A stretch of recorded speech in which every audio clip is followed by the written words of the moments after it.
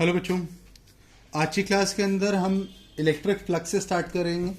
Last class के अंदर हमने electric field due to a ring करा था, जो कि लास्ट टॉपिक एक पेंडिंग टॉपिक था चैप्टर नंबर 1 का। आज चैप्टर नंबर 2 के नेक्स्ट टॉपिक से स्टार्ट करेंगे, जो कि one amongst the most important concept है of this particular chapter.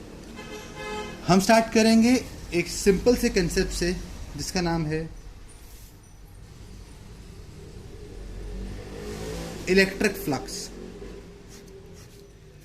Electric flux को फाई ई से रिप्रेजेंट करा जाता है और ये वैल्यू एक्चुअली में इनहेरिट करी गई है मैग्नेटिक फ्लक्स से। इलेक्ट्रिक फ्लक्स होता क्या है? Electric flux it is defined as the number of magnetic lines of forces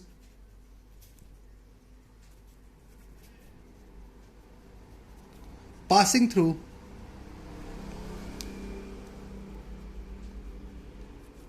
a linked area। इसका मतलब समझिए सब। यहां पे मैं इस कंसर्न्ड एरिया की बात कर रहा हूं से ए, और ये है ई का। ये नॉर्मल एरिया वेक्टर की एक टर्म हम कॉइन कर रहे हैं। Theta is the angle between the normal area vector and the electric field. So जो इलेक्ट्रिक फ्लक्स होगा वो डॉट प्रोडक्ट होगा ई और ए का। इन अदर वर्ड्स, यूनिट की बात करी जाए तो न्यूटन पर कूलम यूनिट होती है इलेक्ट्रिक फील्ड की, मीटर स्क्वायर होती है एरिया की, तो न्यूटन मीटर स्क्वायर पर कूलम की यूनिट आ गई इलेक्ट्रिक फ्लक्स की। इलेक्ट्रिक फ्लक्स का जो मेन इंफ्लुएंस आपको पढ़ना है वो क्या है कि इलेक्ट्रिक फ्लक्स का ओरिएंटेशन का जो एंगल है, ये थीटा एंगल इलेक्ट्रिक फील्ड और नॉर्मल एरिया वेक्टर के बीच में होता है। यानी कि ये इलेक्ट्रिक फील्ड और ये नॉर्मल एरिया वेक्टर के बीच का एंगल, ये है थीटा आपके पास। ऑब्वियस सी बात है, अगर हम मिनिमम फ्लक्स और मैक्सिमम फ्लक्स की बात करें, जो मिनिमम फ्लक्स होगा वो कब आएगा?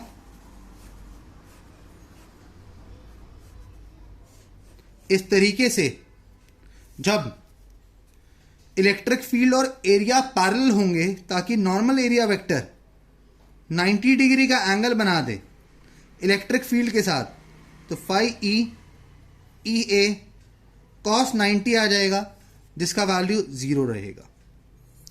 और मैक्सिमम फ्लक्स की बात करें तो मैक्सिमम फ्लक्स के लिए ऑब्वियस सी बात है,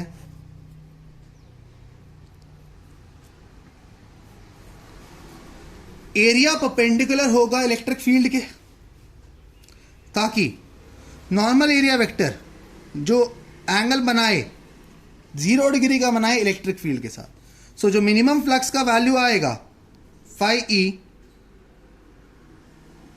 ई ए कॉस 0, फाई ई बिकम्स ई ए। यहां दूसरी चीज, क्योंकि ये नंबर ऑफ ये मैं एक चीज गलत बता गया, मैग्नेटिक नहीं होगा बेटा, ऑब्वियस सी बात है। इलेक्ट्रिक फ्लक्स पढ़ रहे हैं तो इलेक्ट्रिक होगा, क्योंकि ये कंसेप्ट इनहेरिट ही मैग्नेटिक से करा हुआ है। सो एक मैंने छोटा सा आपको गलत चीज बताई थी, प्लीज इसे रेक्टिफाई करेंगे ना। ये क्योंकि नंबर है तो ये एक स्केलर क्वांटिटी है, hence no direction. Dot product भी इसी बात को रिप्रेजेंट भी करता है।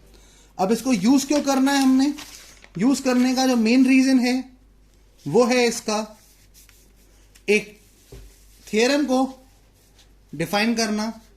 थ्योरम कौन सी? Gauss theorem. पहले से डिफाइन करते हैं, फिर से डिराइव करेंगे। It is defined as the surface integral of electric field over a closed surface is 1 by epsilon naught times the total charge enclosed by the surface। मतलब जो आपके पास E डॉट डी एस है over a close surface से S, वो Q by epsilon not होगा। अभी एक नया सिंबल आया आपके सामने, ये जो इंटीग्रल के ऊपर एक सर्कल का साइन लगाया हुआ है, ये रिप्रेजेंट करता है एक क्लोज इंटीग्रल, एक सरफेस इंटीग्रल। यहाँ पे E dot D S, obviously बात है, जब आप इसको ओपन अप करोगे ई ए या ई एस बन जाएगा, तो आप चाहें तो इसको phi E is equal to Q by epsilon naught भी लिख सकते हैं। इसका प्रूफ करेंगे। One amongst the most important derivation of this particular chapter. Proof में हम एक स्फेरिकल बॉडी कंसिडर कर रहे हैं, से रेडियस आर की, जिसके ऊपर क्यू का चार्ज यूनिफॉर्मली डिस्ट्रीब्यूटेड है over its entire surface. Electric field E की बाहर की तरफ जा रही है, मैंने एक छोटा सा सरफेस लिया डी एस ओवर दिस, एक आइसक्रीम के कोन की तरह कॉनिकल हमने स्ट्रक्चर अज्यूम करा। Logically normal area vector electric field के पैरेलल होगा तो थीटा की वैल्यू 0 डिग्री आ गई। अगर टोटल चार्ज क्यू का था तो ये छोटा सा जो सरफेस है डी क्यू का ही चार्ज अपने अंदर इंक्लोज करेगा। तो क्या कहा आपको, latest consider a spherical body of radius r carrying charge q distributed uniformly over its surface such that we assume a small surface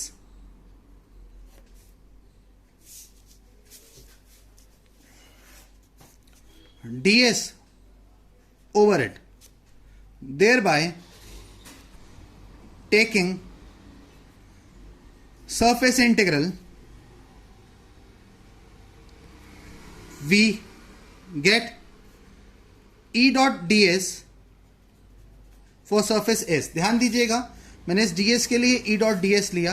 अब ध्यान दो बच्चों, E और डी एस के बीच में एंगल 0 डिग्री का है, तो E D S cos 0, E constant है, बाहर आ गया। S for a spherical body 4 pi R square होगा, डी एस E कांस्टेंट है, S is equal to 4 pi R square. Close integral single integral limit के साथ काम करता है, तो आप E को बाद में 4 पाई आर स्क्वायर लिख सकते हैं। E डॉट डी एस रहा as electric field due to point charge, और स्फेरिकल बॉडी के लिए भी ऑब्वियसली बात है 1 by 4 pi epsilon naught Q by R square होता है। Equation number 1, equation number 2, put 2 in 1। आपके पास E dot D S for surface S 1 by 4 pi epsilon naught Q by R square times 4 pi R square आ गया। Are square से are square cancel out हुआ, 4 पाई से 4 पाई cancel out हुआ, तो आपके पास E डॉट डी एस यहां पर क्यू बाय एप्सिलॉन नॉट आ गया। Hence proved. यही आपको प्रूव भी करना था। ये डेरिवेशन 3 मार्कर की आती है, डेफिनेशन के साथ पूछे तो ये एक 5 मार्कर क्वेश्चन बनता है। अब आज की पूरी क्लास हम डिवोट करने वाले हैं इसी कंसेप्ट को। एप्लीकेशंस ऑफ गॉस थ्योरम करेंगे।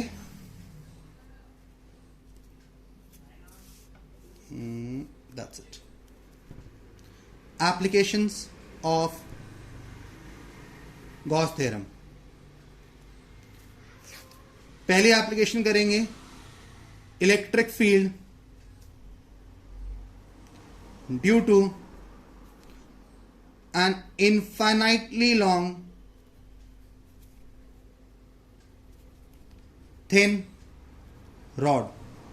In other words, एक लीनियर चार्ज डिस्ट्रीब्यूशन को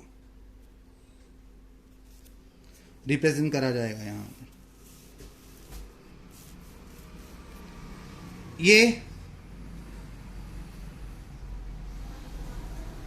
एक इनफाइनाइटली लॉन्ग रॉड ली मैंने, जिसके ऊपर चार्ज Q, इसकी लेंथ L पर लैम्डा की लीनियर चार्ज डेंसिटी से कांस्टेंट डेंसिटी से यूनिफॉर्मली डिस्ट्रीब्यूटेड था.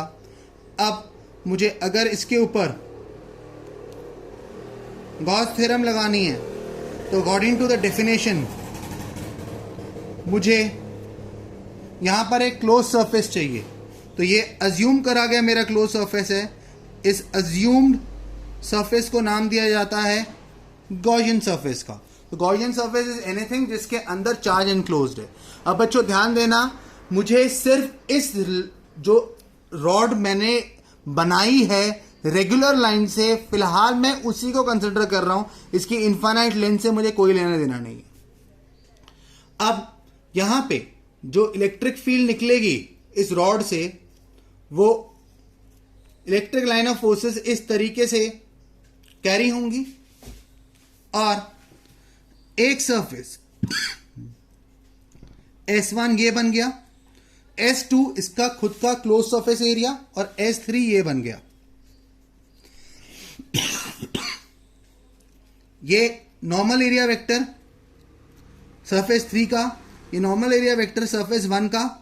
अब मैं यहां पे एक छोटा सा ds2 मान रहा हूं, जहां पर S2 मेरा close surface area, curve surface area है इस सिलेंडर का जो कि गॉसियन सरफेस का है. तो N2 मेरे पास ये रहेगा. क्या कहा, ध्यान दीजिएगा, बहुत इंपॉर्टेंट डेरिवेशन है ये. Let us consider a linear charge distribution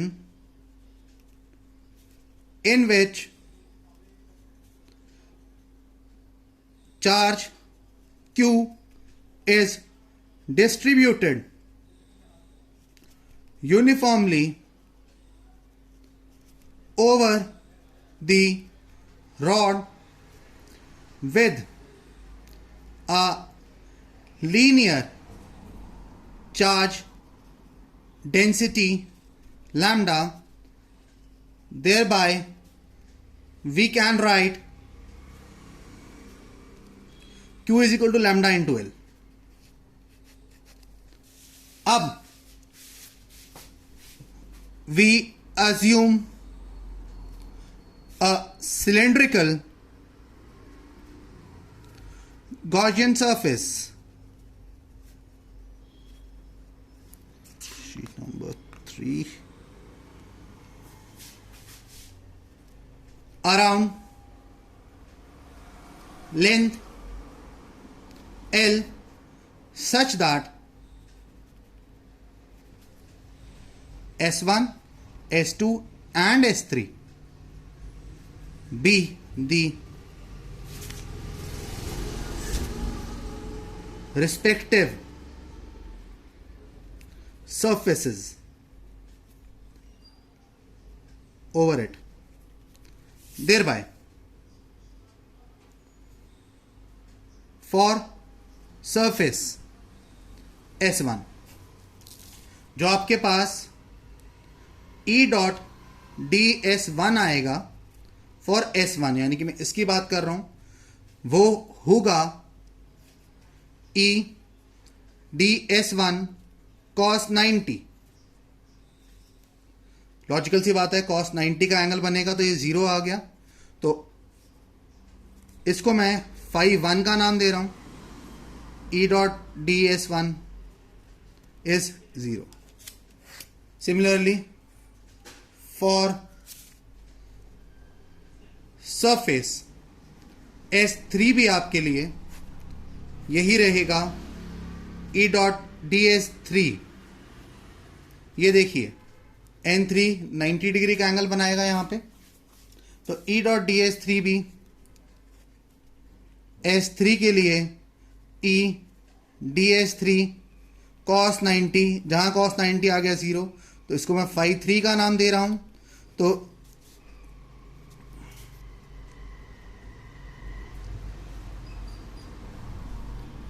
D S three के लिए ये भी 0 आ गया। इक्वेशन नंबर 3 आ गई है ना। For surface S2,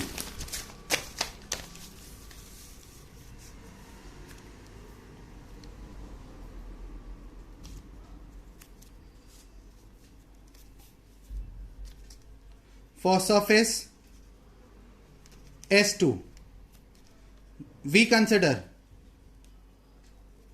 a small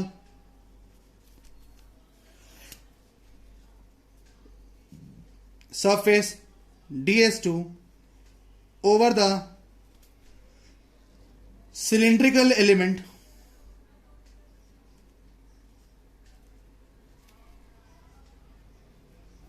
such that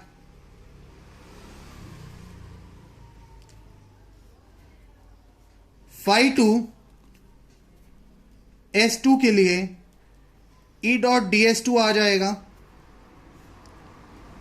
E dot D S two cos 0। ध्यान दीजिएगा पीछे, ये E ये N2, DS2 के लिए थीटा 0 डिग्री का रहा।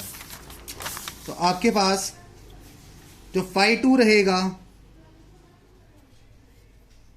S2 के लिए E D S to phi 2 E D S to E S2 आ जाएगा, जो कि सरफेस एरिया सेकंड का आ गया। Question number 4, as electric flux is a scalar quantity, number है तो एडिटिव इन नेचर होगा, तो टोटल फ्लक्स यहां पर phi 1 plus phi 2 plus phi 3 लिख सकते हैं।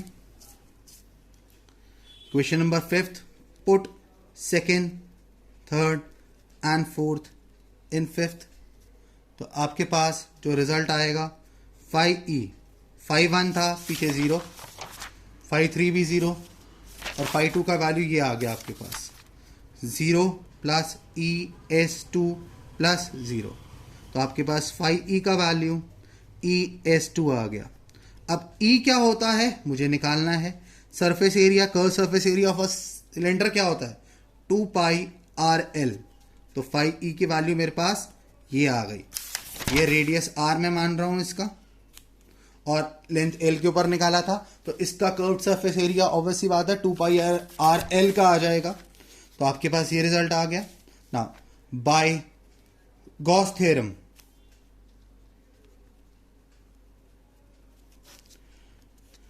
E डॉट डी एस का इंटीग्रल ओवर सरफेस एस, जो कि टोटल फाई E के इक्वल होता है, वो Q बाय एप्सिलॉन नॉट होता है।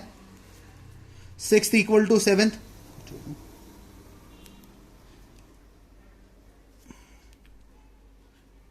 E 2 pi RL Q by epsilon naught है, E 1 by 2 pi epsilon naught Q by RL आ गया। इक्वेशन नंबर 8, यहाँ Q को आप लैम्डा इंटू L लिख सकते हैं। पुट 1 इन 8th,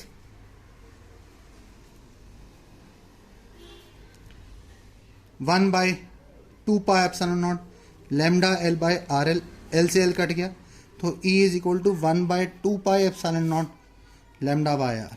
इससे क्या प्रूव होता है, E is proportional to lambda and E is proportional to 1 by R। E is proportional to lambda, E is proportional to 1 by R, यानी कि इससे कोई फर्क नहीं पड़ता कि कितनी लेंथ है रॉड की, जितनी मर्जी बड़ी आप लेंथ ले सकते हैं, जो आपके पास इलेक्ट्रिक फील्ड रहेगी वो सेम रहेगी। वो डिपेंड करती है तो सिर्फ फैक्टर ऑफ लैम्डा पे और कितना बड़ा गॉसियन सरफेस आपने लिया है। इन अदर वर्ड्स ये आपके जो इलेक्ट्रिक फील्ड के कंसेप्ट को मिमिक करती है और उसी के अकॉर्डिंगली आगे भी बढ़ती है।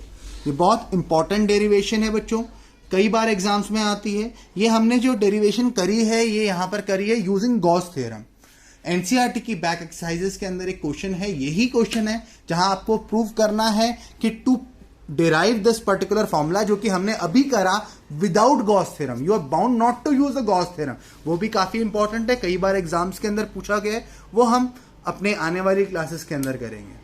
सो गॉस थ्योरम के एप्लीकेशंस को ही हमने कंटिन्यू करना है, लेकिन वो हम नेक्स्ट क्लास में करेंगे। ड्यू टू द फैक्ट मुझे सारे ये पेपर्स अपलोड वगैरह भी करने होते हैं, काफी टाइम कंज्यूमिंग प्रोसेस होता है, तो आज हम इतना ही करेंगे। बाकी नेक्स्ट क्लास के अंदर डे आफ्टर टुमारो, और उस क्लास के अंदर मेरा टारगेट रहेगा गॉस थ्योरम के बाकी के बचे हुए एप्लीकेशंस को खत्म कराना। Thank you very much, stay safe, stay home बेटा।